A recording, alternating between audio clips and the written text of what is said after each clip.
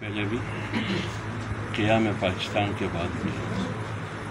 شہادتوں کا، زخمیوں کا ایک لمبی فہرست ہے،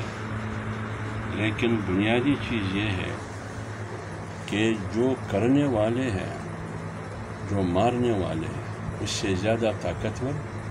بچانے والا ہے، جو اللہ رب العزت ہے، اور ہمارا بھروسہ تین چیزوں پر ہے۔ ان تین میں سے ایک یہ کہ موت اور زندگی اللہ تعالیٰ کے دست و قدرت میں ہے، لہٰذا دعاؤں میں یاد رکھنا۔ یہ آج جو میں محفوظ ہوں، آپ سے مخاطب ہوں، یہ آپ دوستوں، احباب، ساتھیوں، اپنوں، عام لوگوں، پوری قوم اور جماعت جماعت علماء اسلام کی قیادت، اپنے اساتذہ، ان کی دعاؤں کی اور کارکنوں کی دعاؤں کی برکت ہے۔ دینی مدارس، علماء کرام، میں کس کس کا نام لے لوں، یہ ان کی برکت ہے، مجھے یقین ہے، ورنہ ہمارے پاس اس قسم کی دھماکوں کا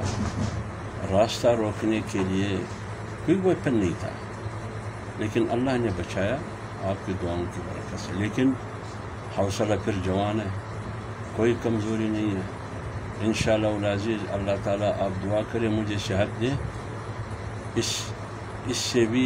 زور سے نکلوں گا انشاءاللہ، اور زور سے بولوں گا بھی، کوئی کمزوری نہیں دکھاؤں گا۔ مرنے کا ایک ہی دن ہے، بس